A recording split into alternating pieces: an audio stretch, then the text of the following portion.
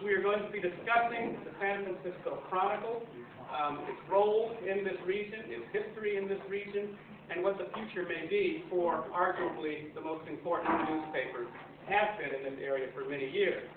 Thanks, Neil. Let me ask, because I have a little bit to add to that, are there any people here in the audience from the Chronicle tonight? Okay, you should, well, no, don't stand up and just yourself, just listen.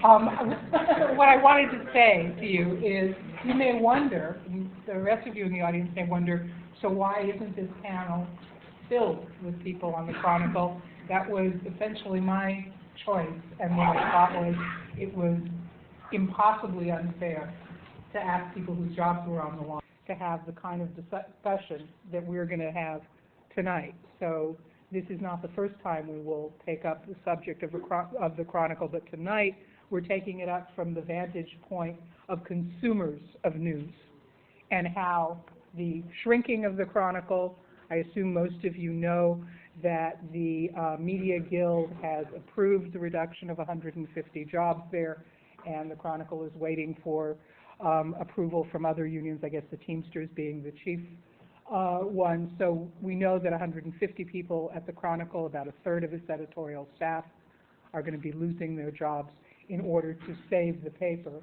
And one of the harsh questions I'm going to ask everybody to address tonight is there anybody here at this table who believes that we've seen the end of this, or is this just the prelude to more cutting that will come? Have we simply delayed what has seemed for so long like maybe an inevitability? I wanted to start with Gray, except that he's asked for more time, our historian here. So why don't I start at the end of the table and go this way and ask each of you from, then he'll accumulate all of our minutes, to make, in about 2 to 3 minutes, and I will hold you to it, a key point about how your sector of the news business is affected by a shrinking Chronicle, or if things go as I predict, maybe even the demise of our daily newspaper. Holly, if you can start out talking from the public radio, local public radio perspective. So I'm going to speak a little less from the public radio side and a little more generally, actually. Personally, I absolutely love newspapers. I love the tactile feeling of them. I love the fact that I'm going to stumble across things that I might not look for specifically. I use online newspapers all the time, so I'm completely guilty of that. I think when we're asking the question of do we need newspapers, it's the wrong question. I think that the big question is, what we do need is public interest journalism, and what is the model for funding that? I think that what's fundamentally failed is the business model behind newspapers, and that's the question, what's the next kind of funding model for that business? But in the interim, how do we fund the sort of public interest need that serves society? So that's my big question. And the second piece of that is, we're seeing all of these wonderful experiments in localism and hyperlocalism, and a lot of that is fabulous, but what I wonder, and we're also seeing a lot of things emerge that are national, like ProPublica, and California focused, but will we lose this kind of regional sense of ourselves as a community that, spans Berkeley and San Francisco and Richmond and Antioch and San Mateo? So that's one of the big questions that I'm asking myself. And then how do you monetize this? So I'm in public radio, and we've always been pretty poor, and we've always had the model of, we do it and then we ask you to fund it, which has always seemed like sort of a stupid model. But what's interesting is that right now that seems to be the model that everybody is proposing as kind of the savior, which is very interesting to me to ponder.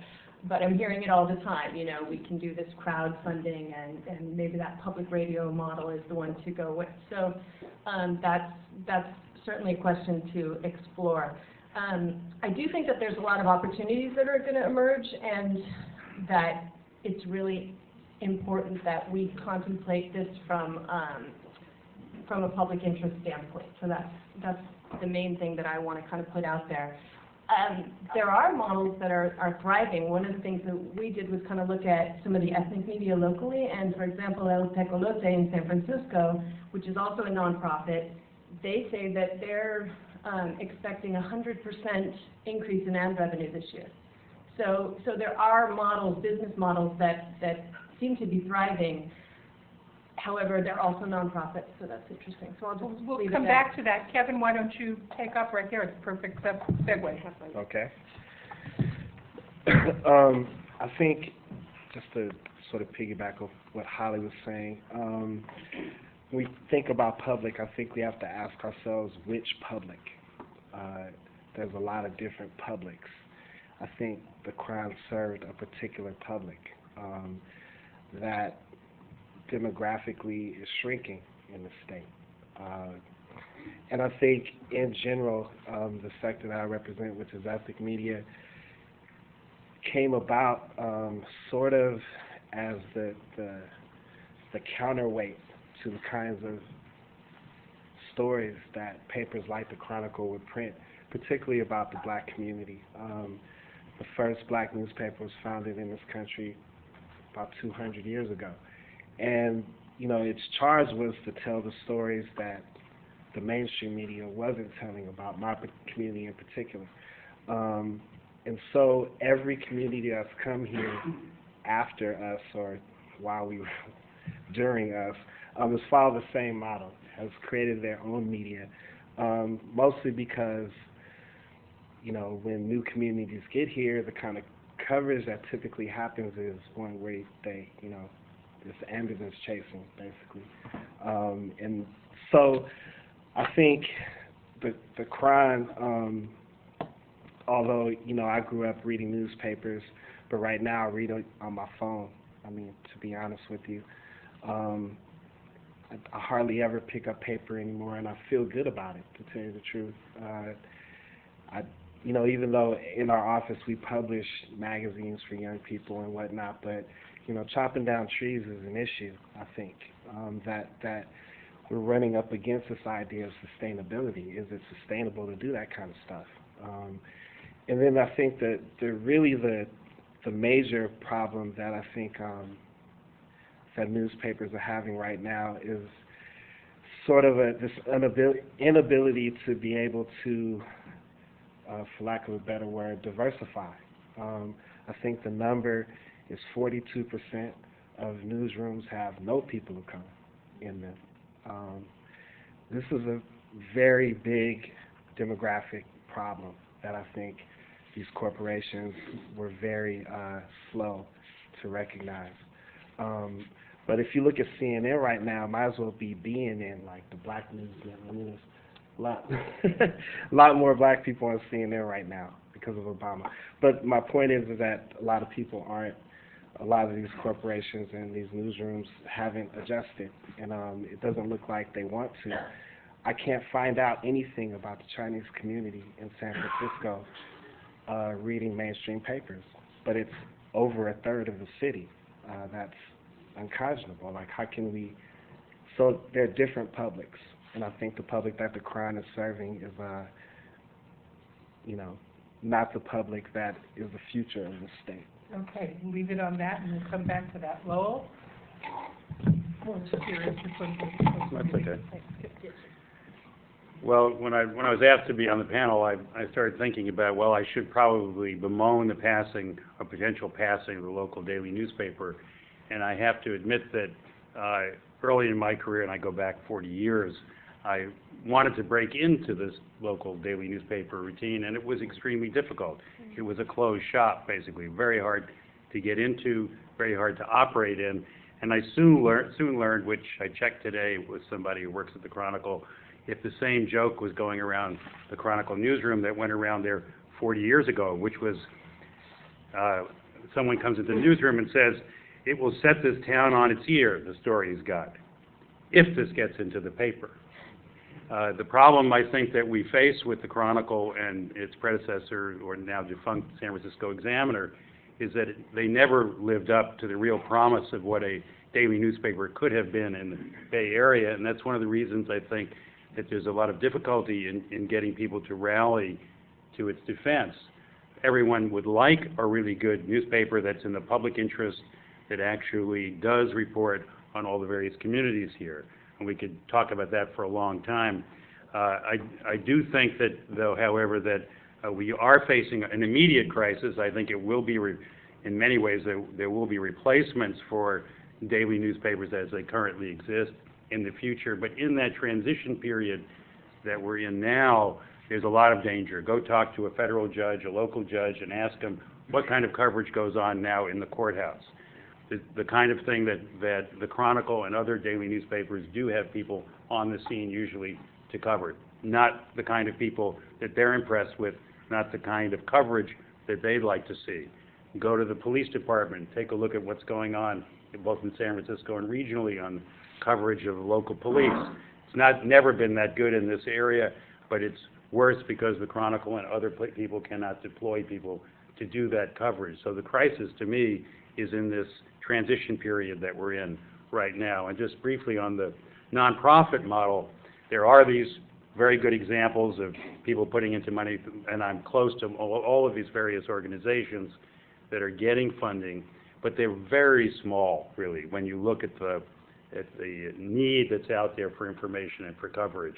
The Center for Investigative Reporting locally here is about to get some more funding, and we'll do more local and regional reporting, but it's really nothing close to what we would all need to say that we have coverage in our community of what's in our real interest. And so we can discuss all of that. One of the things that struck me in preparing to come here and looking at the situation is that in the coverage of the collapse of the Chronicle, I have seen no coverage whatsoever of the profits of the Hearst Corporation from 1965 until 2000, when they operated under the Newspaper Preservation Act as a monopoly given to them by taxpayers so that they could, by the way, survive a prior technological revolution in the news business. What we hear about is how they're losing all this money. What I haven't seen is them talking about how much money they put into journalism. We still know, I mean, I printed out a list of the assets that we know of the privately held Hearst Corporation, which includes 200 magazines, and doesn't include on the public list their gold mines in Mexico, which are the foundation of the corporation, and possibly they could make a large contribution to the public interest in journalism should they decide to leave the scene here in the San Francisco area. I think Gray will actually think that. So that's my segue. All right, this is the man who probably knows the innards of those books better than anybody else because he got to discover them in court. Clint, well, go ahead. First of all, I want to say thank you to the school for inviting me. I have been in numerous battles with the Chronicle, the Hearst Corporation, and Media News, the big media behemoths here in the Bay Area over the years, and it's been kind of a lonely battle. Journalists, in a strange way, who you would think would be my natural ally, are sort of sidelined because of the very issue that Susan brought up earlier. Their livelihoods are at stake, and it's very difficult for journalists to kind of get in the middle of a battle when the battle's over. The owner's still going to own the paper, and they're going to be cutting jobs, and their jobs and livelihood are at stake. So, interestingly, also, politicians don't really like to do battle with people who buy ink by the barrel, as Mark Twain said, and so one would think that the politicians would be a strong ally in an antitrust battle around media consolidation, but they're really sort of intimidated from taking on their local newspapers, and so it's been kind of sometimes I feel like Don Quixote in this battle, and I have had one of my strongest allies in this has actually been the political scientists who have understood how important the concept of competition of ideas is in a democratic society. And indeed, in my last case, one of the most influential testifiers in my behalf was Bruce Kane, who's now head of the UC Berkeley Center in Washington, D.C., but at the time was, of course, the head of the Institute for Governmental Studies. And so I want to say thank you publicly to Bruce, even though he isn't here, for the role he played in helping me preserve media competition here in the Bay Area. First of all, I want to say my passion is to preserve newspapers. You know, the core idea of our democratic society is that the truth emerges from a dialectic, a clash of ideas in the marketplace of ideas. And that fundamental concept is why it's really important for us to have as many organs of public opinion in our society as we absolutely can.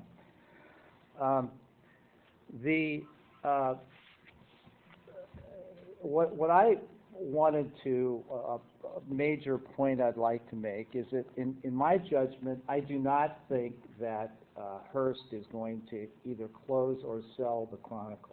From the perch that I sit on, I think that Hearst now has $1 billion investment in the Chronicle with its original acquisition price and the losses that it has sunk into the paper since its acquisition in 2000.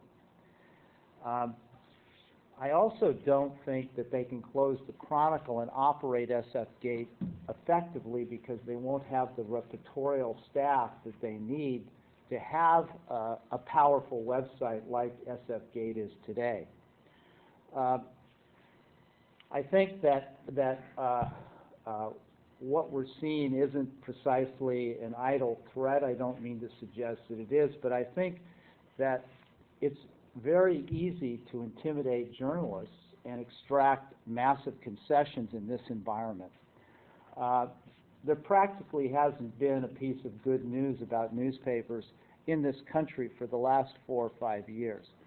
And here in the Bay Area, we, of course, see the example of Media News, which has pretty much cut at will from media newspapers around the Bay Area. So I think you can see what just happened. The Guild surrendered without a fight over the weekend and allowed 150 more positions to be cut. That's 150 out of the 10,000 repertorial positions that have been cut in America since 2001. So I believe that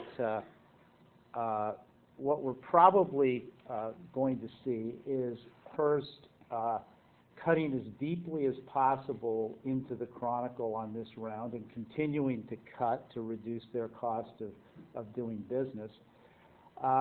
And after they have done the deepest rounds of cuts that they can, I think that they will then turn to try to redo the consolidation with Media News that I was able to block in the year 2006, 2007. Just very, very briefly, it's kind of a complicated story, but I think a lot of people aren't really familiar with the details. Hearst loaned Media News or invested $300 million in Media News so Media News could buy the San Jose Mercury News and the Contra Costa Times, which were the only 2 newspapers in the Bay Area that Media News did not already own. And on the face, it looked quite strange that the only competitive paper in the Bay Area was loaning its major competitor $300 million, or investing $300 million with its most significant competitors so they could buy the 2 most powerful papers in the Bay Area that were for sale. So it was kind of a fishy transaction, and on the day of the transaction, both Hearst executives and Media News executives announced that they were competing in the Bay Area and that there were no consolidations that were happening or planned. And in my court case, we found that actually on that very day they had signed a memorandum of agreement to consolidate advertising, sales, production, and certain parts of the circulation of the papers in the Bay Area, creating one potentially Bay Area news partnership that would control all news in the Bay Area.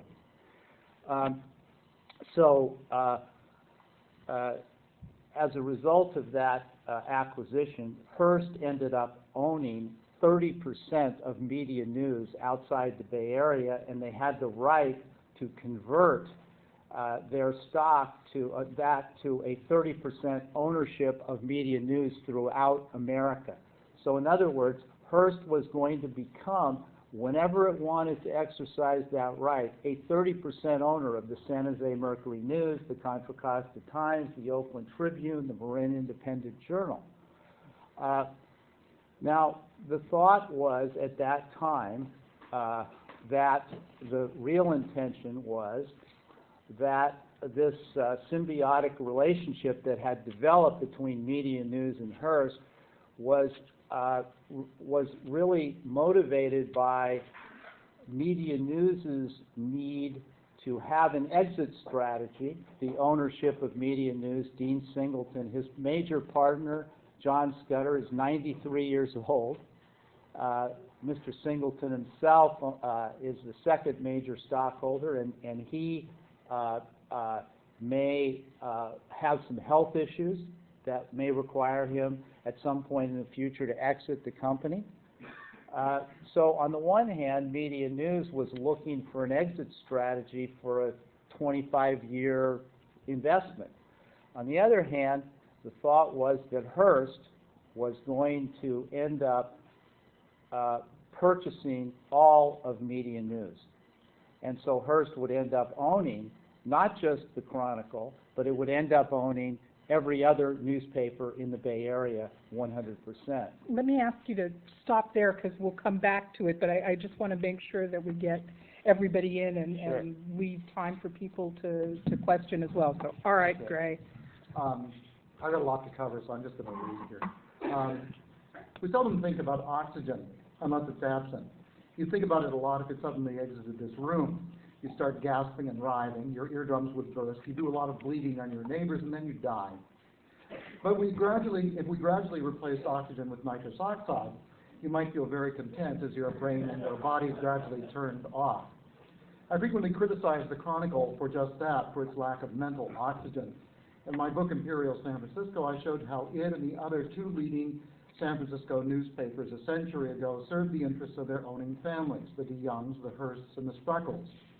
All three detested each other to the point of murder, although they could all agree, as do all major newspaper-owning families and corporations to this day, that capitalism is the only acceptable means of arranging human affairs since it has served them admirably, and that the value of land and the structures built upon it must continue to rise. Also, an expanding U.S. empire in the Pacific Basin suited their interests just fine. As the young William Randolph Hearst advised his father in a letter of 1885, every atom of humanity added to the struggling mass means another figure to the landlord's bank account. All three media dynasties had very large real estate holdings and bank accounts that were replenished and enlarged by every atom added to the struggling mass that was well below those lordly families. In addition, the power to shape mass thought by the ownership of print media provided the morally questionable to young brothers the opportunity to make themselves arbiters of San Francisco's ancien regime and provided launch pads from which Mike DeYoung hoped to reach the U.S. Senate and William Randolph Hearst the White House. San Francisco a century ago had a vastly richer print media environment, like other American cities then and European capitals to some extent today. It had 4 major dailies and many other more specialized papers, and their competition and personal vendettas provided a lot of oxygen for readers of the time and fodder for me doing research for my dissertation that became the book, since whatever scandals one family sought to hide from its readers, the others would feature on their front pages. That is, up until August 15, 1913, when Willie Hearst and Mike DeYoung secretly colluded to buy John Spreckles' Call and added to Hearst's ever-growing stable of yellow journals. As mining engineer and editor Thomas Ricard commented at the dedication of the Hearst Memorial Mining Building just up the hill, UC spends 4 years educating young men and women and the newspapers of Hearst and DeYoung then diseducate them for the rest of their lives. The Killing of the Call sucked a lot, it was the best newspaper in the city, by the way. The Killing of the Call sucked a lot of oxygen out of the room.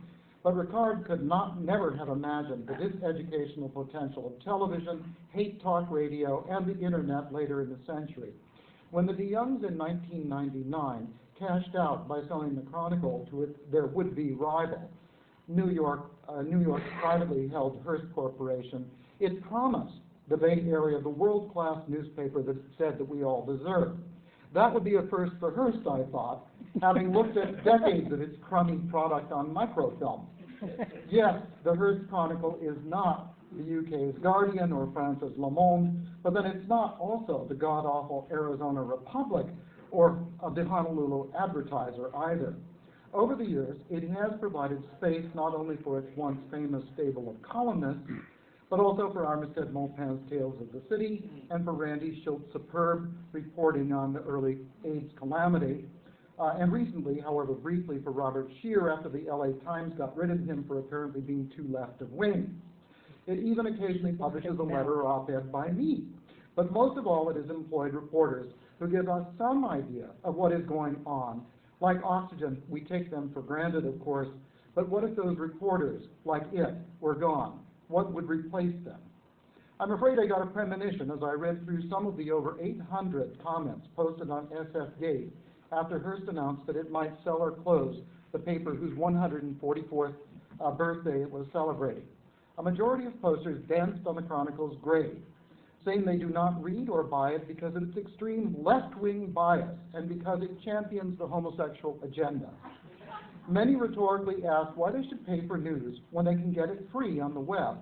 Ronald Reagan persuaded many that they should not pay taxes for vital public services such as public education, housing, health, and safety. Many today seem to believe that news simply materializes out of thin air, the sort of miraculous, spontaneous generation that people in the Middle Ages believed in. We forget where the material for our thought actually comes from, and I include myself. After reading those comments, I could well imagine a future in which news, however imperfect, is replaced by uninformed shouting. I wonder what is to happen to reporters, especially to exemplary ones such as Robert Perry, who tried to conduct investigative work with so little support. I remember all too well what happened to Gary Webb when he was frozen out, including from his own journalistic colleagues. I can talk about the story that I think most needs covering later, but I'm running out of time. But let me conclude by saying that however imperfectly, the Chronicle provides us with a great deal more oxygen than most of us care to acknowledge or know, and I fear for its absence. San Francisco without it will be like an Italian hill town without a piazza, and that is, for me, almost unimaginable. Thank you.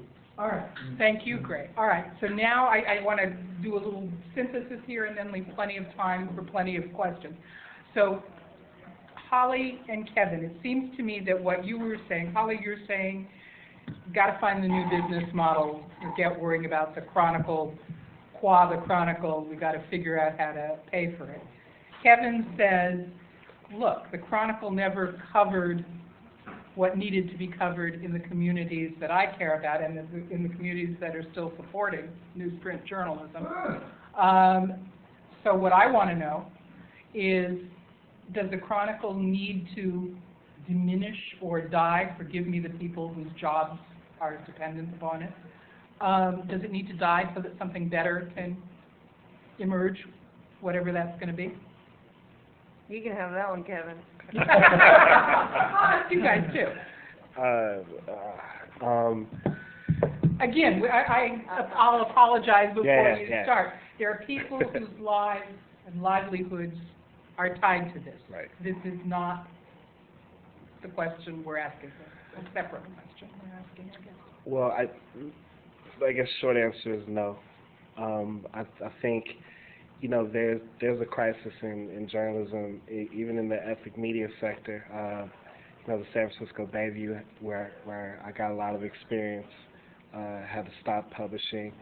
The Ming Pao in San Francisco and New York had to close down. I mean, this is not, you know, isolated to, you know, these corporate journalists. But having said that, you know, I think they have to take a real hard look at themselves, sort of like Wall Street at this point. You know, like what is it going to take for a paper to actually cover the communities in San Francisco, especially the emerging ones that they heretofore have ignored?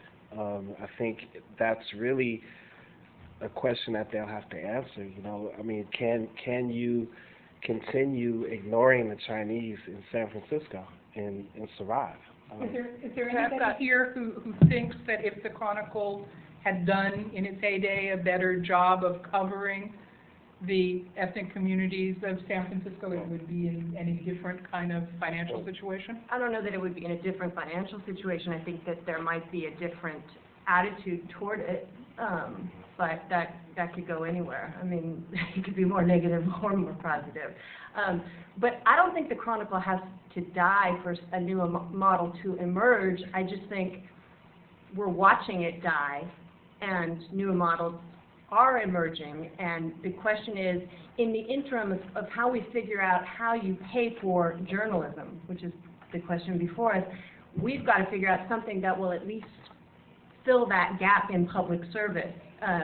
One of my reporters was at, this is a volunteer reporter that we've trained over 5 years, was at, I think it was a public hearing on SB 810, the reintroduction of a healthcare system for California. There were like no journalists in the room, in a room that used to have, 40 people covering this stuff, and it's appalling. And we're this tiny newsroom, so I guess what I'm saying is no, I hope the Chronicle doesn't die. I actually like the Chronicle, but it is dying, and we've been watching this happen for years and years and years, and we need to look for new models. Are you hiring any new reporters? Yeah, we're growing, yes, but we're poor, we're tiny, and we're yeah, but you're hiring new reporters to cover what's not being covered. But we don't have enough money to do it alone. We need help. That's a separate question. Kevin, is New America Media hiring new reporters to cover these uncovered communities? Does anyone know Edwin Makongo? Sure. Folks know Edwin? Our alum. Okay, well, Edwin is in our newsroom now. I think because New American Media Pacific News Services is on a sort of a hybrid model where a lot of the money that we get is from foundations. We also have a business that helps support us. So I think that the models that Holly's talking about, I think is going to actually come into journalism, like examples like the Chauncey Bailey Project, where investigative journalism did get done. It took a bunch of different news organizations to make it happen. Collaborate. Yeah, and I think that that's also a part of it. If you don't have these big newsrooms, how are you going to get news? Can I pose one more question, which is, if you took the profit motive out of the Chronicle and ran it as more of a media collaborative, whereby you're just the product is just paying to do the journalism, would we be in a different position? I mean, I'm looking at the Media News Group in 2007 grew by over 3,000%. Now, part of that was the infusion from the Hearst Company, but if you take the profit motive out of it, is it possible to sustain it? Well, the fundamental problem is that real journalism that is really doing quality journalism is not only non-profit, it's basically anti-profit. And by that I mean, if an editor says, go follow that story wherever it's going to take you, that editor theoretically is not going to think about how much it costs, how much time is involved. And that's the ideal. That's what we all strive for or think about when we're talking about real reporting. The problem is that the economic model that, to the extent that it was done, and the profit part of this, by the way, is something that the Hearst Corporation or the DeYoungs or the Tiriots never wanted to give up, is that the problem is that the base for even trying to do that is gone. I think as Warren Buffett said, who owns the Buffalo News, real journalism in America lived off the price of bananas for 50 years. That model is gone. And I think that reality is, and the transition to that reality is very difficult for us to conceive of, but it's happening. And in many ways, the journalism business, the traditional news models, and I mean by that broadcasting as well, have been kind of like the canary in the mine about the whole economy. The technology changes, the various things that have led to the collapse of the economy, we were feeling in this business first in many ways. And we were also doing a very good job, bad job, of reporting on what has happened, in the sense that at least trying to take risks around that reporting. Business sections were cheerleaders for the economic model that just collapsed, just like sports sections are cheerleaders for the privately owned professional sports teams. So we have to take a look, I think, at the way in which journalism has been done. And by the way, just one little remark about ethnic journalism in the United States. It is the one profit-making sector of the journalism business today, in radio and broadcasting and in daily newspapers. And so maybe the Chronicle did make a business mistake by not going that direction. But I think that we're going to see new models, new things emerge, and possibly the Chronicle will survive if the Hearst Corporation wants it to survive. That's their problem, as is the Post-Intelligentsia in Seattle. I wanted to ask you, Lowell, particularly about investigative journalism. As you said, if ever there is an anti-profit endeavor, it is investigative journalism. Yeah, we always spend money until it's gone. Somebody has to tell us to stop. But I wonder, is it possible in a reduced size Chronicle to ever have, forget investigative, I'd settle for Watchdog? Just, are they doing... Well, I think that their presence, the presence of reporters, of a witness somewhere, is extremely important in our society, and it's what's made it different, that you could get access to public proceedings. As you were saying, the fact that there are few people or nobody there is really troubling, and this is the difficulty of the sort of transition period. What we call investigative reporting, and it's become a kind of diluted term in terms of what it actually means, seems to have a market value out there, even in this collapse. That is, you see some of the networks are still investing in it, even while they're pulling back in other directions.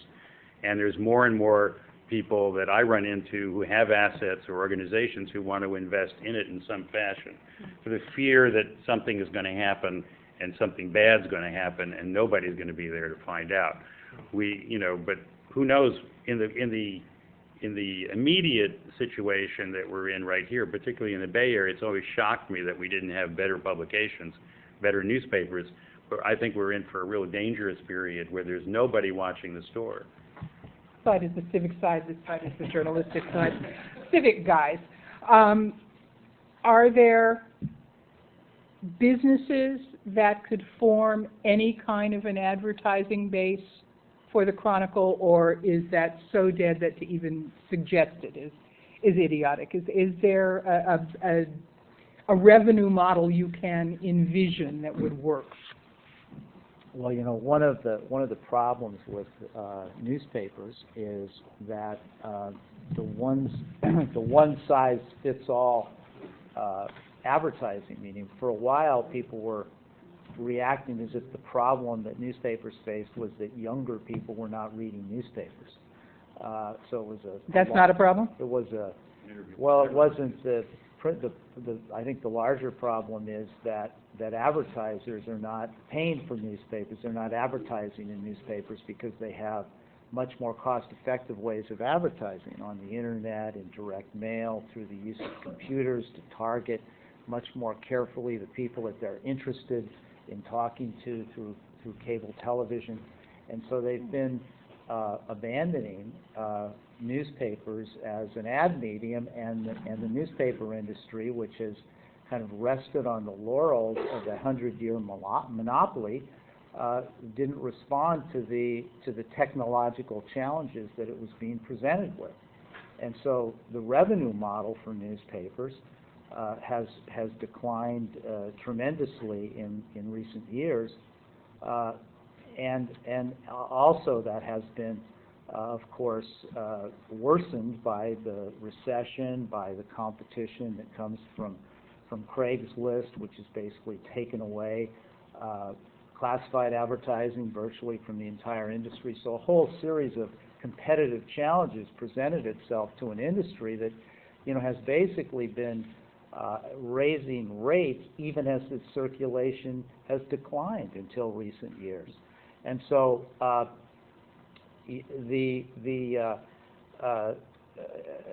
am, a person who is passionate about newspapers. I subscribe to, 6 or 7 newspapers. Only in print?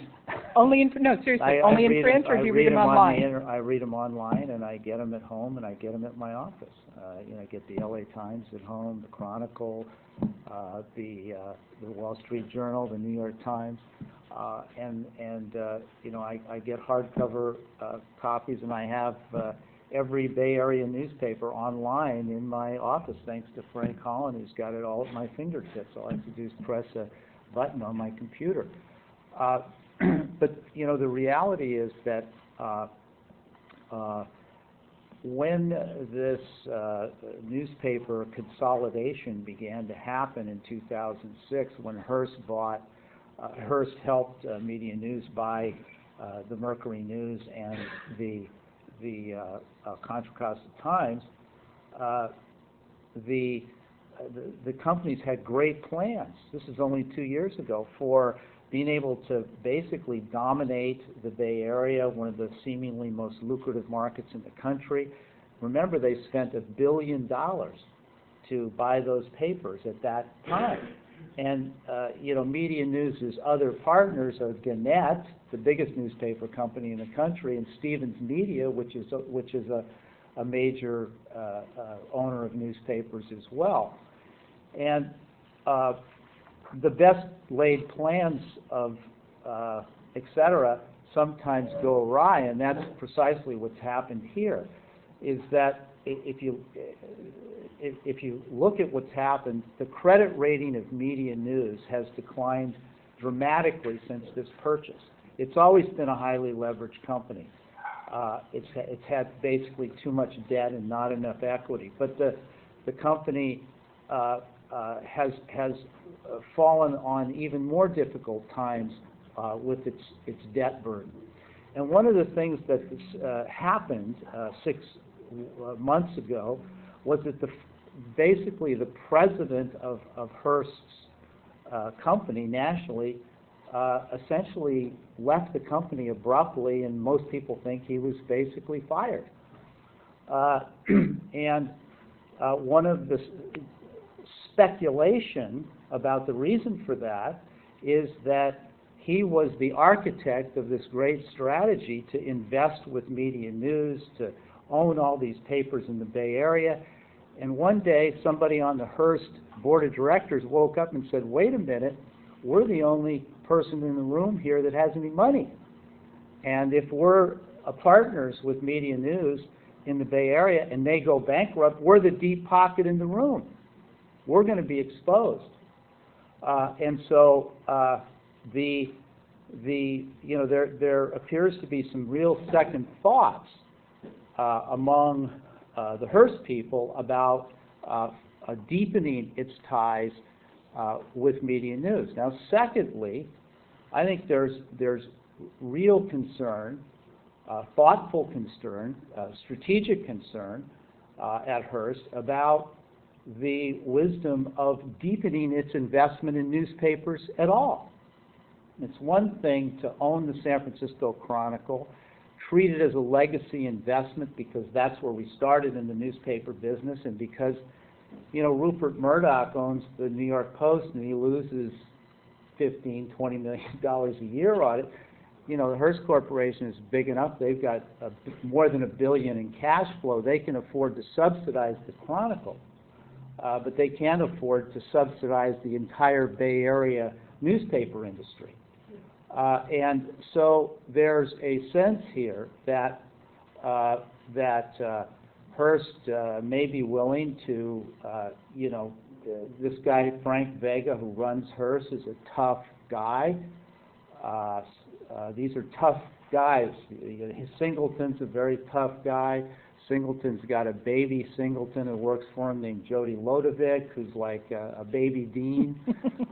And these guys are world-class cost cutters. So I think over time, perhaps they'll be able to get this back in line to a manageable loss. But I'm not sure that this marriage between these two companies that everyone thought was destined for greatness is going to survive the crash in the newspaper industry. Let me stop you there and ask Gray, and then I'll come back to you, Clint, to ask you this. Is there a group of wealthy, civic-minded, or just plain hardball-minded people, as there were in the 19th century, who will get into the news business? Is there a class of people with enough money now that duplicates what we saw in the 19th century with the founding? No, I frankly don't see it. I mean, the model has, of course, been that the newspaper delivers the readers to the advertisers, and that's the way it's been. I mean, we're really dealing with things that Upton Sinclair dealt with in the brass check 90 years ago, and how do you get around that? And I mean, Clint would know more about this probably than I do because he's looked at the books. But when I was back in New York a few years ago, they were building the Hearst headquarters in Midtown. I photographed it, and the real profit centers are its lifestyle magazines like Glamour and Good Housekeeping and so on. And I would imagine that their advertising revenues are tanking now, along with everything else. So I don't think that those are so profitable anymore. TV stations. Pardon? The TV stations are starting to. Yeah, I mean, as wealthy as Hearst is, it's not infinite. The Hearst will always be wealthy, the individual Hearst. But I'm not so sure about the corporation. Usually when you put up a building like that, it's a sign you're about to die. That certainly seems true of the New York Times. New York is littered with buildings that were completed, just as the Depression really got going, like the Empire State Building, et cetera. So I feel like that. I don't know. I mean, I don't see wealthy people standing up. I mean, Mike Malloy the other night on Whatever's Left of Air America was just bemoaning the fact that there are no wealthy liberals stepping forward. You're sitting next to in a one. way that You're sitting next to one. Well, there needs to be more of Clint. I mean, but I mean, it's not the wealthy conservatives, the wealthy reactionaries do fund media. They fund it munificently. But the left generally doesn't. And so, I mean, the O'Malleys are here, and, we're extraordinary. Stand up. Yeah, we should. They're Berkeley newspaper entrepreneurs. Publishers of the Daily Planet.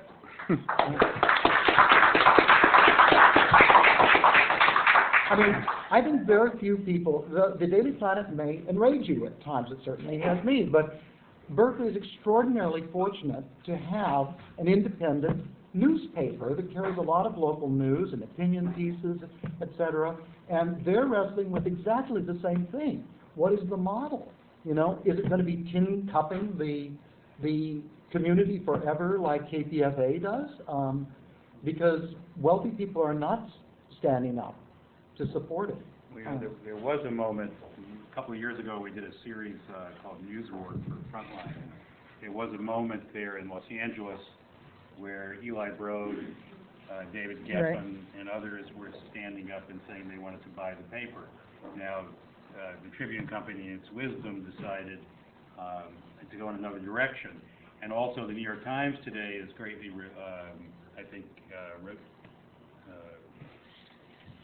unhappy that it didn't take the $500 million that was offered to it by Jack Welch for the Boston Globe. The latest evaluation of the paper is around $50 million.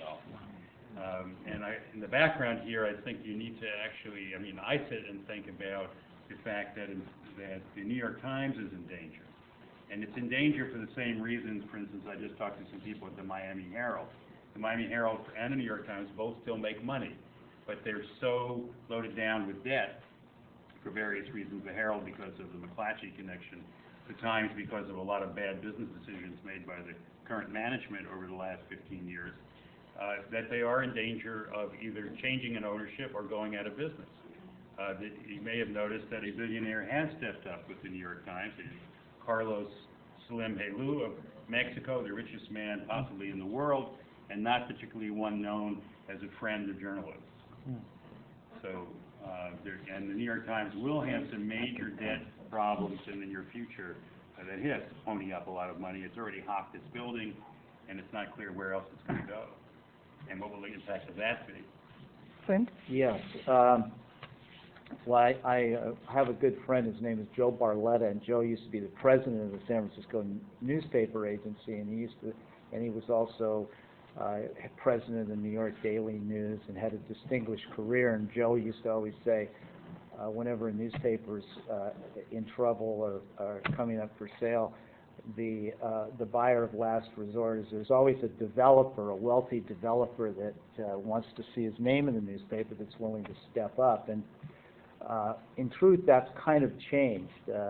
First of all, there have been two major transactions. Lowell mentioned the LA situation with Geffen and Eli Broad.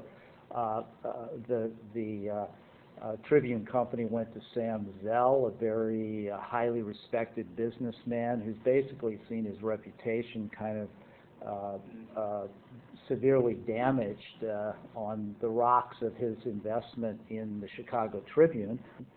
And in Philadelphia, Brian Tierney led a group of kind of heavyweight citizens in Philly to buy the Inquirer. And of course, they've recently declared bankruptcy. Partners in that transaction was, you've read about Toll Brothers Housing, one of the biggest housing companies in the country. I think one of the Toll family lost $150 million in that investment. So, you know, I think it's led a lot of high net worth individuals who in other eras may have stepped forward to step back. I think the other thing that has happened, and maybe this is relevant to this particular audience, is that the sort of power and respect that newspaper publishers used to have in this country, I'm not saying that they don't have it, but they're not quite viewed with the same aura of power and invincibility as they have been in the past. And that's been a combination of the business problems that have afflicted the industry and a kind of decline of respect among the press, among the average citizens of our country. That, of course, was reflected in the Pew study that you circulated, that Susan circulated to the panelists, which essentially concluded that 40% of the people in the country would, only 40% would even miss their daily newspaper if it evaporated. So these institutional secular forces are having a tremendous impact on the oxygen that newspapers, owners, reporters, and readers consume on a daily basis. Could I just say one? Quickly, because I want to really let quick. the audience get at it. I sensed something was wrong about 5-6 years ago when I taught a class here of 160 students, and I just asked how many of them read a newspaper every day, and 12 stuck out their hands out of 160. This is at UC Berkeley. All right, I want to go quickly, like less than a minute each, just down the panel, and then open it up for questions. Your God, you could do something to either save the newspaper, the Chronicle, save newspapers, something to improve the situation. Maybe it's not to save the Chronicle at all. What do you do? What wand do you wave, and what do you do? Start with Holly. Can everybody hear me all right?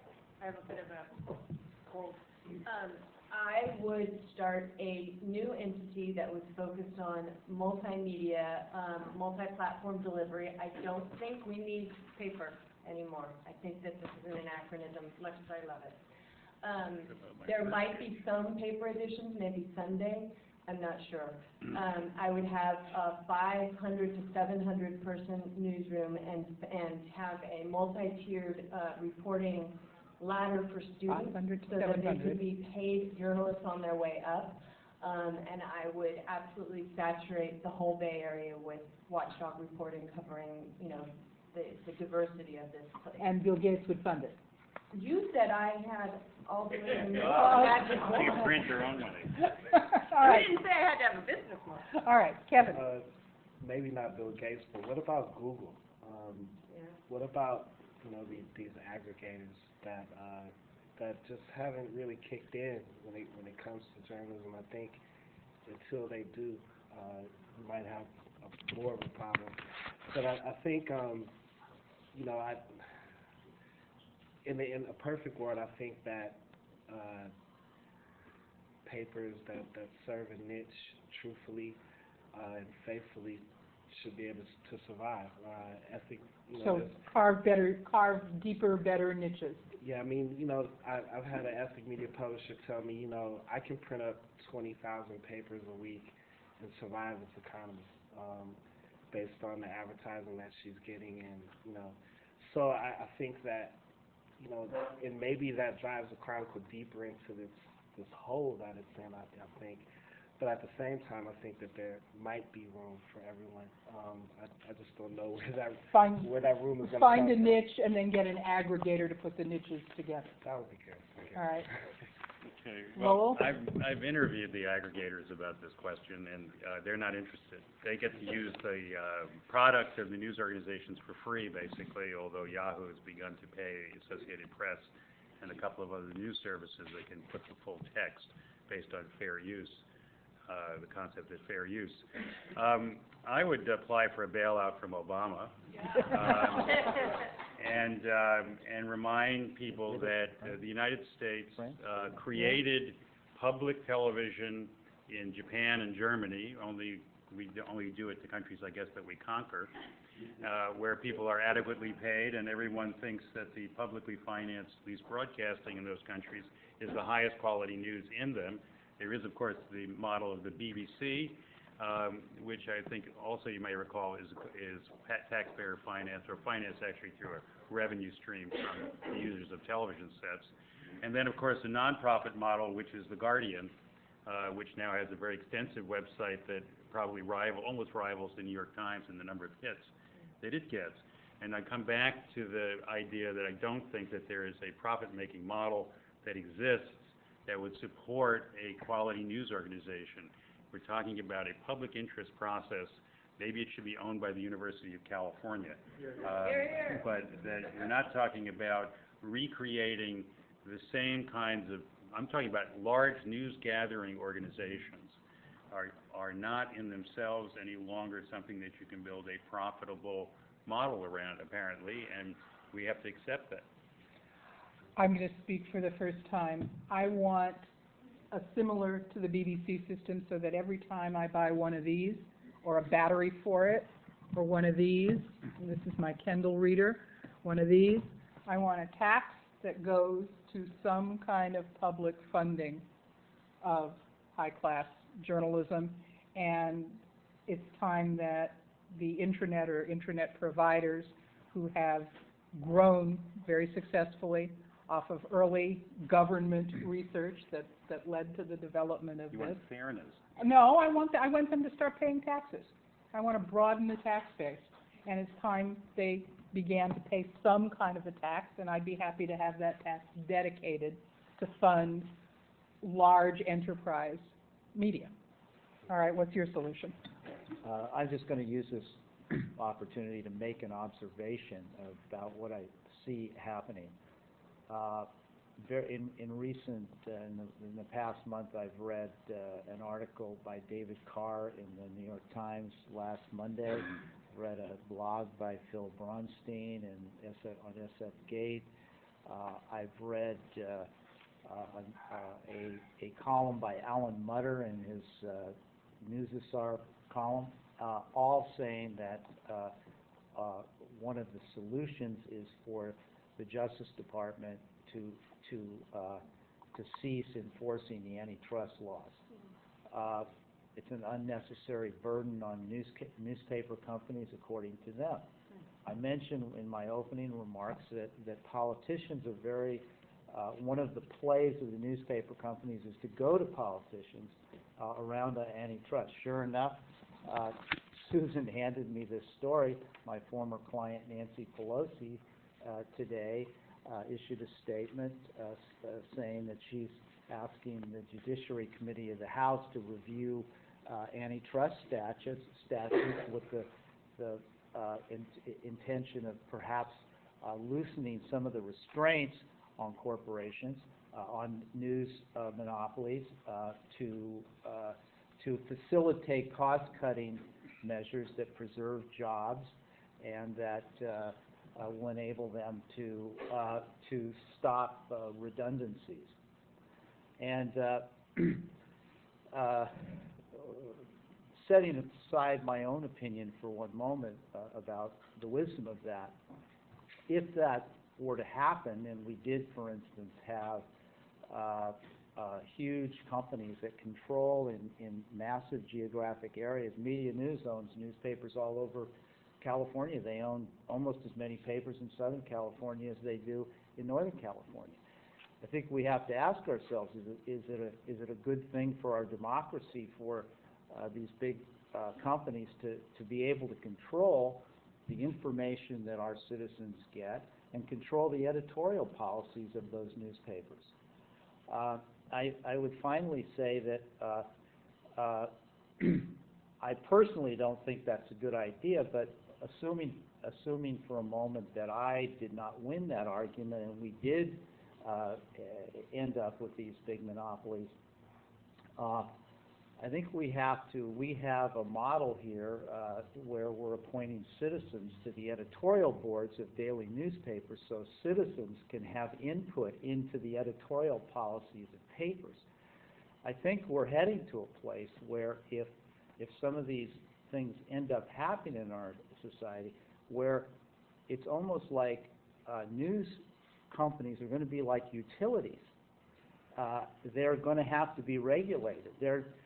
What gives these companies the right to decide who should be endorsed, who shouldn't be endorsed, when we're as a company exempting them from the laws of competition in our nation? So I think that there are going to have to be invented whole new forms. We certainly are not.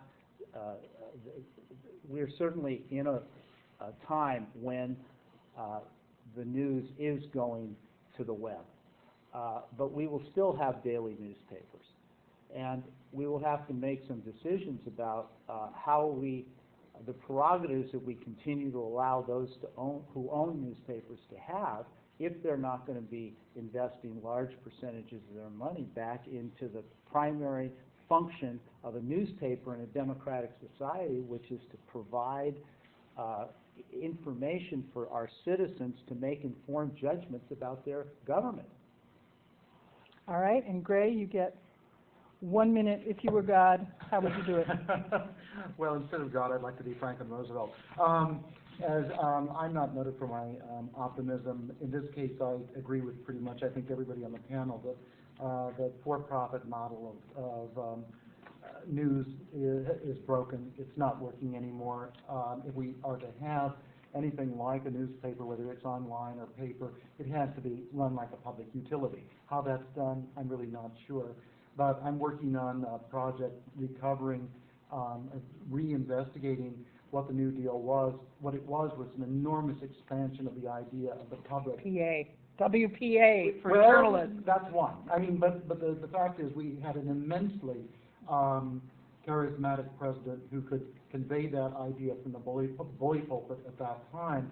And that's my only hope is that Obama is going to learn that and re-expand the notion of the public, starting with rebuilding our smashed public educational system so that people will understand, as the commenters on SF Gate do not seem to understand why we need news if we're to have a democracy at all. Almost none of them understood the necessary function of news gathering in this culture if we're going to have a democracy. So that has to be rebuilt. All right, you've been patient long enough. If we could start with questions, all right? There. You want to put this mic out? I was going to say, is somebody going to run with the mic? If you just speak up, we'll hear you. Well, Dean Henry joined us to remember we're talking about real people, so I want to apologize for, this is kind of the blame God suggestion, it doesn't really bear on that, and it involves a time machine. When I'm hearing several of the panelists talk about a public interest model, or a public utility model, or any kind of unipolar model, it seems to me that's more or less the model that failed in this country, and the model that would have been sustainable is the European model of a partisan press, where there are competitive publishers who viciously hate each other and want to keep an eye on each other and are motivated to keep each other honest and are not necessarily motivated to make any money because they're in it for one idea. And one thing I learned in attending this school is that the U.S. model of newspaperdom since the wire system has really been designed to justify, foster, facilitate local monopoly. And the idea was you have one, maybe two papers in the metropolitan area, and they would each be enjoined to internalize a virtue. And there would be objective or fair or balanced or something. And even a scrappy journalism school like ours, parts of that model were trained into the profession. And the result of that was there was cultivation of a lot of boring journalism. And it's not really surprising that journalists, generation after generation, lost the habit of buying newspapers because people were trained to not have, people were trained and encouraged to not have commitment, political commitment. So the blogosphere rose, and all the venom and situation with cable news and the same way it sort of restored all that. They're fragmented audiences. They don't do much to sell newspapers. It seems to me if we could take a time machine back and set up a partisan press and have maybe 4 or 5, at least 2 national newspapers that hated each other and published local editions nationwide, we could have something sustainable even here in the country. Well, the European press is in trouble. I was going to say, if that were the, they may hate if each it other, was that but easy. they're also seeing no light at the end of the tunnel. They also have a strong public press. Anybody want to comment? I want to get in as many questions of what our audience talks. Go ahead. Yeah, these are obviously one of the largest partisan press in the United States during the Jacksonian Democratic era, when we had papers that were all partisan, and they were all just as full of vapid bloviation as the internet is now. The blogosphere is full of articles that are very thin on facts and very big on smarm and snark. I'm Bill Wallace. I used to work for the Chronicle and I teach at Cal State Italy now. I'm hearing a bunch of ideas here that frankly don't seem to have much merit. Several of you want the government basically to finance the newspapers. How does that work? We just went through a period where everybody is complaining about the newspapers letting the government walk all over them and get us into a war in Iraq and an invasion of Afghanistan and so on and so forth. Now we're going to have the government pay for newspapers? Well, I don't see any more potential in the I'm not sure it was the government directly that we were talking about, but Holly, the government pays for, I mean, you're the closest to that. Almost none of public radio. The public actually pays for most of public radio, but I don't think it's a model that works. I think the BBC is a model that works much better, whereby... Taxing batteries. Well, but taxing, I'm not against something like that, where you're taxing for example, for TV, that there should be some tax in some way that pays for some public interest. Well, I don't know, I didn't make that suggestion. I have a plan. I do have a plan. And philanthropy. but she has a plan. But I think. Utilities Commission model. Is the government going to regulate the press and release the truth? Well, Wait, no, one at a time, Lowell. well, I'm not impressed with the idea that the oligopolies or monopolies in the news industry in metropolitan areas have been presenting that great amount of information. But, no, but I'm talking about historically. Some newspapers have done a very, very good job. But the average metropolitan newspaper in most cities in the United States is not an example of great journalism, even when they had tons of money. So I don't think that you can necessarily argue that some form of philanthropy or government corporation for public broadcasting or some similar model that infuses some money into news gathering, with the thing that doesn't produce money, that where the money is lost and doesn't have a economic base now, is news gathering, actually having someone present gathering information on a daily basis. I'm not that concerned about investigative reporting. I'm more concerned with knowing what's going on down at the county courthouse. That kind of reporting is what we don't have a model to pay for from a private sector model. And I challenge anybody to show me where there is a private sector model that looks like it can do that on a daily basis in any city in the United States. All right, let me switch to this side. All right, you got a model? Go ahead. I don't have a model, but I do have a more positive perspective of the panel. In the more immortal words of Yogi Berra, this is deja vu all over again, because it was more than 20 years ago that there was another panel up here that was discussing the book by the then Dean of the School of Journalism, Ben Dickian, called Media Monopoly. And when she saw one of the big fish eating up the little fish to the point that you had singular voices and it would be impossible to get any real substantive news. Well, I offered that to my students in my journalism class, and one bright student had the temerity to raise his hand. He wasn't politically correct, and he said, "Look, who knows what will come down the line? Capitalism has been ceaselessly invented, and the point is that today, if you want to find out what's going on internationally or nationally, we have so many more outlets than we did at the time when Ben wrote that book, which turned out, for reasons that he can't be held culpable for, to be wrong." So I think we have really positive things going on in terms of publics being educated nationally and internationally. The big problem is locally.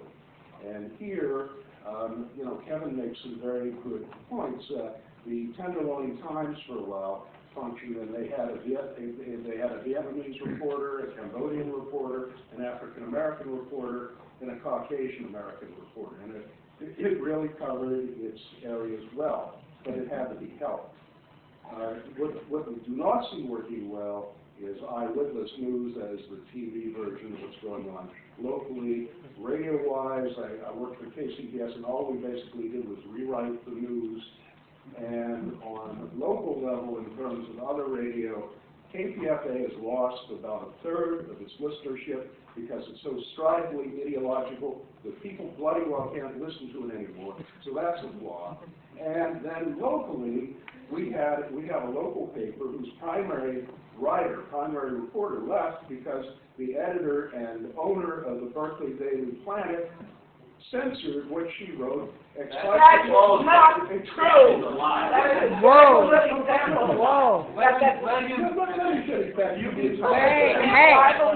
Hey. I'm sorry. Guys. Shear left. Guys, I don't. And let everybody know why.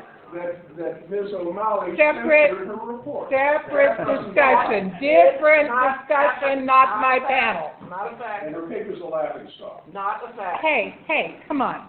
This is a room where we teach people respect for one another, where every opinion matters, but not ones that personally jab each other, okay? So, okay, no, we're not having that discussion now, okay? Enough. Yes. Yes, hi, I'm Carl Hall, Berkeley dropout, Chronicle hack, and proud organizer for the Newspaper Guild, which kicked the ass of Media News Group in the June 2008 election, which organized the Contra Costa Times and all these East Bay newspapers. I'm also the lead negotiator right now with the Guild and Hearst Corporation. I just wanted to correct one fact that Susan, I thought of jumping in early on. But I'm sorry, go ahead, correct me, please. It's not true. It's just not true that we approved 150 layoffs. All the Guild did was approve the lifting of seniority protection were there to be a layoff. In our contract, there was already a right to lay off without asking our permission. They had the right to protect some junior people even before we approved this change. But the change that we approved merely lifts seniority protection and puts in the pockets of people who work, if they do lose their job, up to a year's pay. 10-1 voted in favor of that, including many senior people, myself included, 22 years, opening ourselves up to potential layoff as an unselfish act to get some money in people's pockets. The question I have for you, that's just a Okay, no, thank you for the correction, but just quickly, am I correct that there are 150 jobs that are... It's indicated if they get the cost reductions they want from the Teamsters and from the Guild, that they might be able to get by with about 150. If not, they would be 225. Okay, so fair enough. It's Maybe saved 75 jobs if you look at it that way. No, but you didn't vote for 150. Fair enough. Need it. It's going to devastate that newsroom. We're going to fight it. We're not surrendering. No, But, you know, point we made taken. a deal to put money in people's pockets in the worst depression of our lifetime. That's all we did. And we also rolled back some things that, you know, I don't want to go into. But I just had a question, because this is, I think, a really healthy discussion about the alternative models. A couple of days ago, I think in the New York Times, in the op-ed page, the Yale University chief investment officer put out the proposal. What about a consortium of foundations to bequeath, you know, some kind of news gathering enterprise with some big money, like for the New York Times, a $200 million a year operation, it would take about $1 billion to set up you know, an endowment to fund big-scale journalism, kind of like Holly's talking about. That's not that much money if you're, you know, the Gates Foundation or, you know, maybe get 10 of them together. That takes care of Bill's point. You're not beholden to any one source. Maybe you have a group of them. And, you know, it's kind of like the University of California or some other universities that have a Stanford, probably a better example, where you do have vigorous inquiry of the government and rich people and all that stuff, but they're funded in a stable way. And maybe journalism is just no longer a profit. There's no profit model that makes sense for that kind of scale of journalism. So I just wonder if any of you saw that piece or have any comment on that.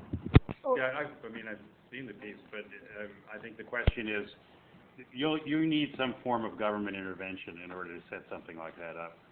I don't think it's going to be done through private individuals coming together.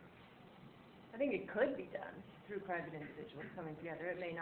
That may not be what will happen, but I'd prefer that than the government personally. Clint, could you see private individuals coming together that way? I mean, I want to be clear if I understood you before. You said this is not a case where the wealthy developers are going to step forward and save the town newspapers. Do you think, could you envision? Well, just going to one point that I think is, I remember in my last case, a newspaper. You're not going to go into it too deeply, are you? Promise No. me. They brought in the chairman of the Medill School of Journalism, who talked about all of the new media that are bringing information to people in the society. And of course, if you look at the studies, the Pew studies, they say that something like 85% of the people who use the internet for news are using it for national and international news, and so they're not getting local news over the internet. And I think that goes to the point that the gentleman made earlier. The indispensable nature of newspapers like the Chronicle, the Tribune, our local newspapers in covering local government and local politics. And to the extent that we lose that, I think we're going to have, right now, the internet is not going to replace that function in our society. Understanding that, you would think that wealthy, high net worth individuals or foundations or would step forward and understand the indispensability of the free press to a democratic society. But I think that things will evolve. I do believe new forms will evolve, and people like Eli Broad, who I think has $8 billion or something, is still saying that he may yet come forward through his foundation and purchase the Los Angeles Times. So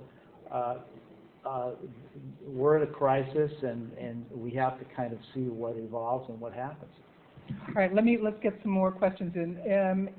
Lady in the green here. Yes. Oh, thank you. So we're talking about a very large paradigm shift, which is obviously needed. And I think maybe I'm not the only person in this room that's wondering, is as this slow, painful paradigm shift comes about, which we don't know what it's going to look like, is it possible to make a living as a journalist? Depends on what you consider a living. Well, maybe I should answer that in this way. The late great Molly Ivins used to say that journalism got in trouble when journalists started living as well as their sources, and that we were much better as a press corps when we were kind of working class, because we were much more in touch with what was important to real people. And the minute we began to get highfalutin, we lost it. Now, that may be just a sort of coincidence of timing, but it's hard to imagine who will pay $200,000 for a broadcast journalist or $100,000 for a print journalist. Are the people from the Chronicle still here? Anybody who worked for a daily newspaper in this room ever made $100,000? Yeah. But I think the reality is that journalism or reporting as a line of work has really never really paid very much. Yeah. You would be astounded at how little people at local television stations make, especially entry level. I had my seminar about 6 years ago, did a study and exactly about this, and they came to this conclusion. If you graduated from the Graduate School of Journalism at Berkeley, this is before all the meltdowns, and you worked in the journalism business for 5 years, you would make the same as someone who graduated from high school and joined the Postal Service. The only difference is they'd have benefits and you wouldn't. So it's never been a line of work that I would recommend to anybody who's looking for a comfortable living. But, and I think that's part of the problem of diversity in the newsroom as well. It's sort of this profession that's almost impossible to break into unless you can work for free for long periods of time. And so unless you set up some sort of a career ladder that actually pays people a living wage. I mean, I don't think most journalists are going to get rich. Some do. They become sort of the stars of the system, and that's great. But I actually don't think it's good for journalism to be that cozy. I mean, I think that that's some of what happened in the reporting, definitely business reporting, and certainly in the run-up to the war. I also think you mentioned a paradigm shift, and once we kind of deal with the infrastructure issues that we have in this country in terms of, you know, healthcare being part of your job, and right now we've got this big two-tiered system, and that's some of what Carl was talking about in the union negotiations is once we solve that problem, I think that this will become less of an issue. Like right now we have this two-tiered system whereby most people who are coming into the workforce don't get benefits, don't get anything, and work for low wages, and then you have some people at the top who've been grandfathered in, and once we crack that nut, that'll be a piece of it. I think I just want to make a comment. You know, more than half of my job is raising money for journalism, and I think that the skill set that individual journalists and also organizations is going to have to expand a little bit, and to be entrepreneurial like the ethnic press is, I think, and also to be able to identify funding sources like fellowships and foundation grants and other things to get the job done in terms of getting paid. I'm going to switch to this side. Gentleman in the second row. Yes, you, I'm sorry. I'm also a talker reporter, and I don't make any over here. I've been here 25 years. But my question is, from what I've heard tonight, I'm not convinced that this current business model, our whole business model is dead. I think Lowell mentioned, for example, New York Times is making money. It's just that they made a lot of bad business decisions. Other news organizations are making money, not like Times, not Herald, but they're so deeply in debt because they had these huge purchases. Now they're over leveraged. And I have occasion to go to Japan sometimes, even though those newspapers there aren't making as much money as they used to, and one major paper is in danger of having to go purely online. Most of the major papers there are still making money. They're still a very healthy, vibrant newspaper economy. They're selling lots of papers abroad, and they're also sending lots of correspondence abroad. And they're more advanced than we are on the internet in many ways. Like I think Kevin said he gets a lot of news from his phone. Their phones are 2 or 3 generations ahead of our phones. But still, they also sell a lot of print newspapers. They don't seem to be in danger of internet collapse. Their literacy rate is higher. Their literacy rate is much higher. That's partly it. Yeah, go ahead. I worked in Japan, and Japanese journalists are basically stenographers for what government is the same as the press offices in each government ministry. They write exactly what they're told. There's at least 3 journalists outside of the Thespian process. I love a panel discussion on that. It's not wonderful, believe me. I am correct, though, on this panel, everybody here says the advertising is following eyeballs in different places, never again going to follow them in a print newspaper. Is that, we all agree on that? I don't know, it just looks like it's failed right now. I mean, I think something is going to shake out of all of this, but right now we're used to getting it all for free. Look, the New York Times, where I worked until last June, would just get very, very excited in December because of all of the Hollywood ads that went into the arts and leisure section. And you notice it's for the Academy Awards. The paper, because some people will go to the New York Times or particular publications, and they'll pay for it. The problem is that its business model, in terms of its other businesses that it's been in, are losing money hand over fist, and so they can't sell into a collapsing economy. They can't sell their assets.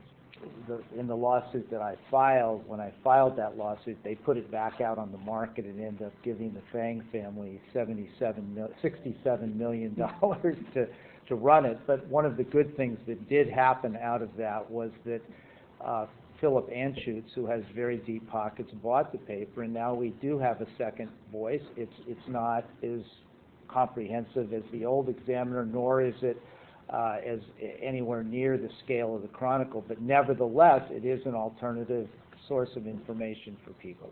If he had 3 closed records and they're making enough money, there were 2 left.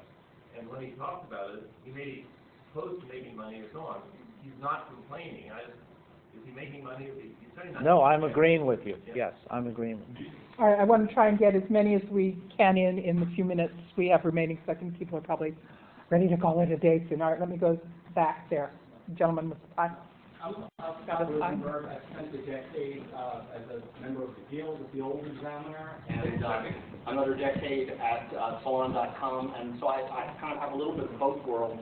And I can't help feeling that I felt that this discussion today was really insular, that the whole focus has been on, most of the focus has been on saving newspapers, I heard the word preserve, and I think, to me, I agree with what Holly said, that the train has left the station, and we should be having a conversation about how to save journalism, not how to save newspapers.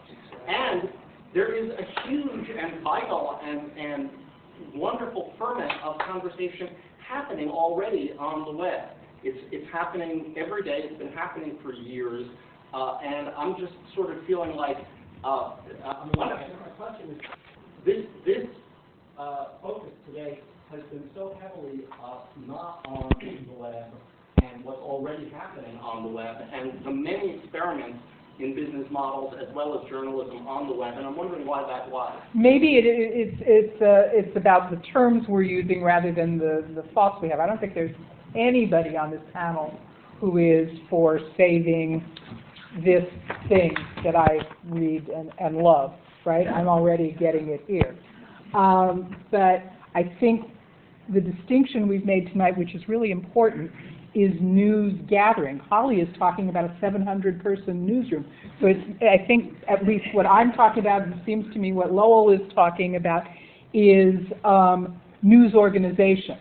The big enough nut so that you can take on City Hall, the Pentagon, powerful people. Why do you need a big nut to do that? That's my question. The web has changed a lot of power relationships.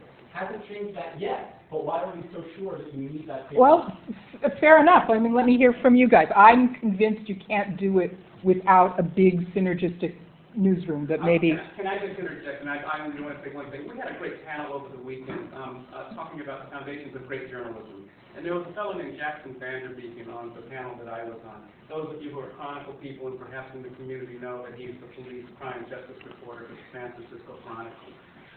There has been such an evisceration in the news organizations in the Bay Area, and in his coverage of the Hall of Justice in San Francisco, it got to the point where he is the only reporter covering this important issue in San Francisco. And if he were to lose his job, there would be nobody covering it.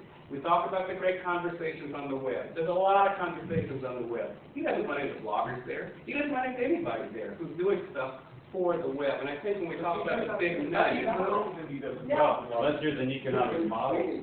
What's your source on that? I mean, seriously. It's got I've been a lawyer for 15 years, okay? And I come from the tech industry. And in my industry, the reporters weren't doing their job. They were basically just saying what the corporations wanted to say. And so as a result, it was impossible to ship new products. Because they were always saying, well, this is the way it's always going to be. So we routed around it. And basically people who made the products started writing about them on the web. And that's how blogging happened. And the way you're going to solve that problem is the judge is going to start blogging. Mr. Bergman. You said how is that going to happen? Judge is going to start. Some judge, well, why You don't know a lot of it's such a judges. strange idea that you laugh, but that's how it always works. Yeah, but let me- Now wait a second. The judge is going, some judge is going to blog, okay? And some defense attorney is also going to blog, and that's how we're going to solve it. In the middle of the trial? No, but here's I think we have going to happen, it is already happened. we do have a different, I think we Whoa, have a, whoa, whoa, one voice at a time, guys. Order in the court! You can never have a state, this is the United States, you can't have this state religion, you cannot have state journalism. well, we do have, We won't get past the First Amendment. well, we do have state journalists, and then we have them in the armed forces, we have them all kinds of places, and some people, wait, excuse me, and some people would say to you that many of the best journalists in the United States over the last 50 years did it in World War II, covering what was going on for the military, in military newspapers. So I don't think, and in Vietnam, some of the best cameramen were employed by the U.S. military and brought some of the best images. But let me just finish. The problem isn't that we don't have enough bloggers. The problem isn't that we don't have enough people producing information, particularly with the internet and copy coming in. The problem is that original information that has some quality and standard to it that we can rely on. And talk to the people at Google. They're trying to invent an algorithm for the web to figure out how do you tell what's reliable and not reliable. And the problem that we have is that we're losing the institutional knowledge of a whole generation of people who learned how to have certain standards in what they reported. And that information was available to most of the society for very little money, if not for free. It is for free on the web. That's what we're losing. It isn't that if you want really good information about the oil industry or about real estate or about finance, you can subscribe to very expensive subscription services that have very intelligent people who are working for them, and a lot of people that we produce are now going to work for those newsletters and so on online. The problem is keeping that information available to the public at large. That's the crisis, and it's a crisis here as well as it is nationally. We've got time for only a couple More more. questions. I wanted somebody who hasn't asked before, the gentleman here, and then we'll do one more on that side as the last one. My name is David Fuller, and I run an organization that puts out a small magazine and teaches people how to do printing on the local level. So they can come in, we provide the paper, donated by paper companies, presses donate the printing, there are printers who come and teach the printing. And we are just flooded with students from the university, people from the community, who want to print and put out their news. It's really local. It's poetry books, and it's what's happening in the neighborhoods. But it's a vibrant, lively group of people out there who want to get their news out. And it's entirely volunteer. Nobody makes any money. Nobody gets paid. But it is not dying. It is growing. It is growing vibrantly. And I would invite anybody who wants to look into it. But I think that we're missing a point that in the communities is where the news is developed, where it's going to come from. And it will build organically. But I'll tell you, we don't get much support from university programs and none from government programs because we refuse it. Because those are the things that control the community and keep it held back. And in a sense, we need to look how we're going to liberate the forces out there. I'm interested in the comments here. The black community has in newspapers. What is it, the Bayview? They shut down its paper. No. Those that that's just No, they're about to republish, actually, in print. Okay, but it went out of print because it can't afford to. The East, the San Francisco Asian Times. Asian Weekly. So we're losing those local papers that provide news resources to people in the new. I think that's what we need to look at. It's how we rebuild that. So in other words, this should have been not a wake or a tribunal about the Chronicle, but a wake about the the other local sources? Well, that's what you're asking is, and you're asking, how do we fund this, how do we build it? And, I mean, nationally hasn't given us anything that we're going with. Holly pointed out, the war and the economy, which various niche journalism totally failed to do its job. And so here we are now, we want the government again, we want, you know, the big institutions again to cause the same problem. I don't think so. It's part of the thing we have to settle. All right, last comment, somebody who's waited patiently in the back. Oh, all right, go ahead. I just had a question that hasn't really been addressed yet. I mean, there was an article in the Wall Street Journal, I think about a week ago, about subscription services. I mean, they were one of the few newspapers that hang on to pay only online, while the New York Times tried it, going back to free. Chronicle's never done it. You know, this sort of worked for the music industry, where everyone was used to getting their music for free online and Napster, and all of a sudden it became okay to pay 99 cents per song or $10 an album or whatever. If these newspapers are so in trouble, why isn't the Chronicle charging for their online service? Why isn't the New York Times doing it? Is that just not a viable way of doing it? Not viable. I mean, would Economic. it not even help? You don't think so? Well, first of all, advertising on the New York Times is worth to the newspaper. Every person who reads the New York Times online is worth about $5 a year to the New York Times. What, Lowell, I'm sorry, louder. Every person who, the last numbers I saw was that every person who reads the New York Times online is worth about $5 a year to the New York Times in advertising. Every person who buys the New York Times, the hard copy, is worth $1,000. So that's the differential just in the advertising side. On the subscription side, what they find is a decline every time they try to charge for the paper. And the Wall Street Journal, Journal's income, which is substantial from subscription, doesn't come close to allowing them to maintain their news operation. A federation or a consolidation of all news organizations in Actually, Steve Schwartz, who's the new president of the Hearst Corporation, has recently announced that he gave a speech and he was quoted saying that they're going to be considering charging for their online content.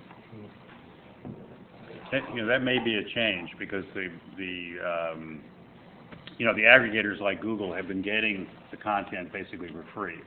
So there is a move, for instance, inside the Associated Press of a lot of the member newspapers to either up rates or force them to pay. Holly Kernan, Kevin Weston, Lowell, Bergman, Susan Rasky, Clint Reilly, and Brechin. Thank you so much for tonight. Thank you. Thank you.